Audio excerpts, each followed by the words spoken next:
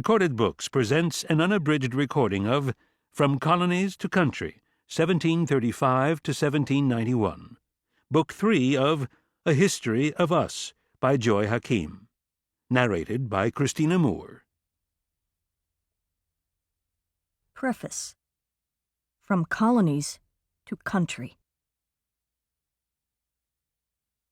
In England, July 4th, 1776, seemed to be just an ordinary day.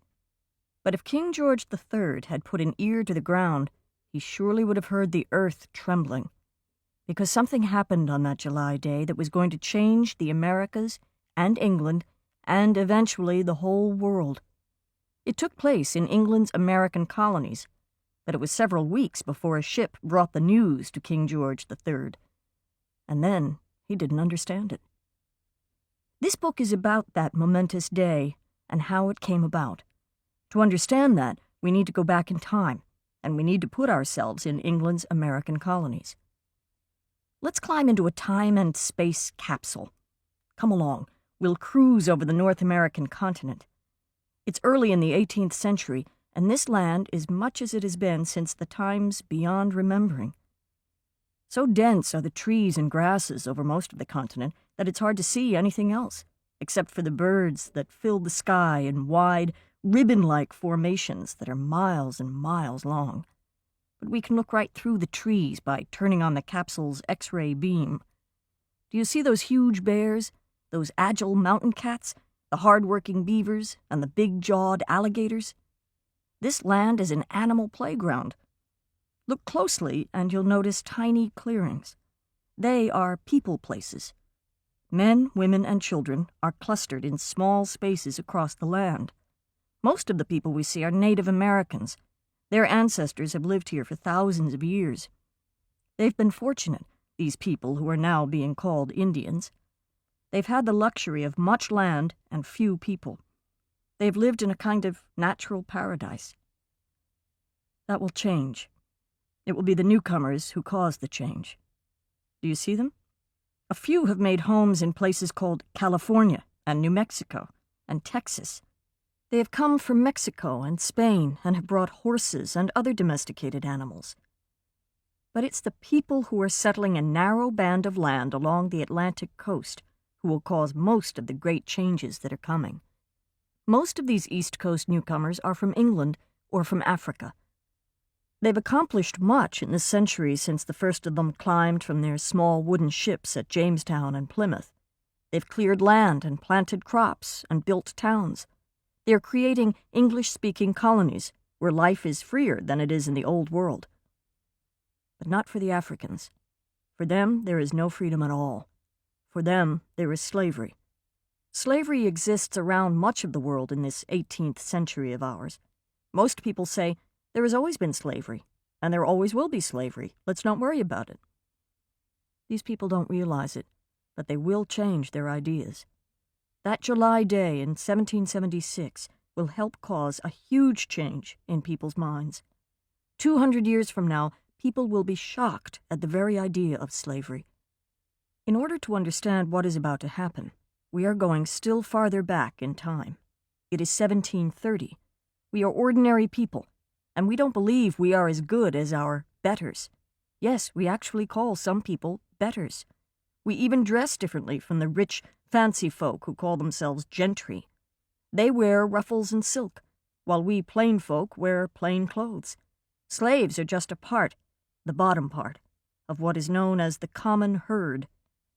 Almost everyone, commoners as well as gentlefolk, seems to think that people are made differently from one another, that some are ordinary and some are extraordinary, that some are elegant and noble, and others are simple and dull.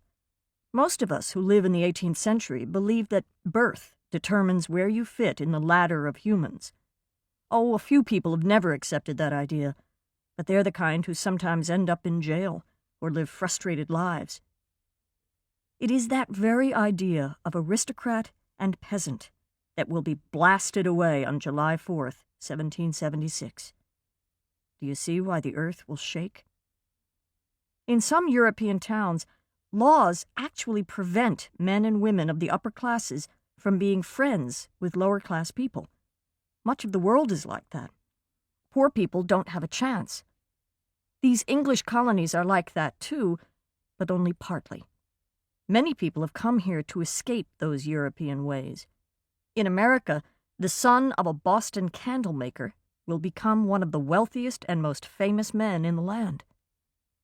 That is what the momentous day in 1776 will be about.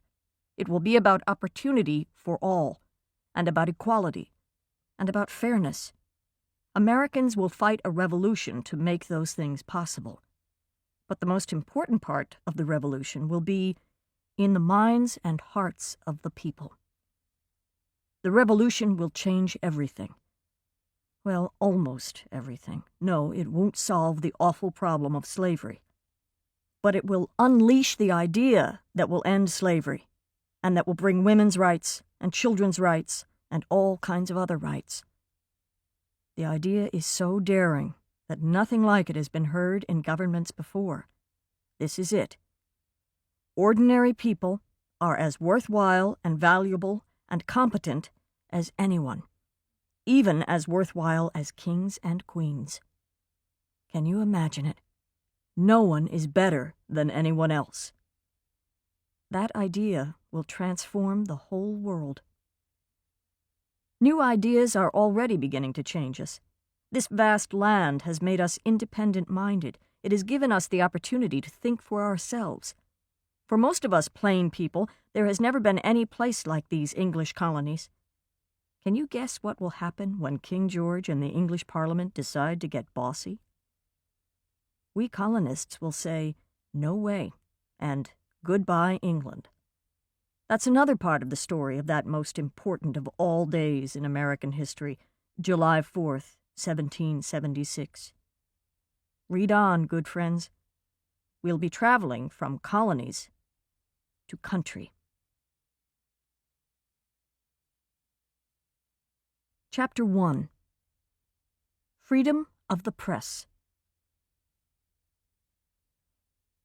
Peter Zenger was 13 when he sailed to America. He set out from Germany in 1710 with his parents and his brother and sister. They were excited when they left their home. They were looking forward to a good life in a land of freedom and opportunity. But their voyage was long and much worse than anyone expected. Some people died on the ship. Peter's father was one of them. Stop and think how the Zenger children must have felt when the ship finally docked in New York.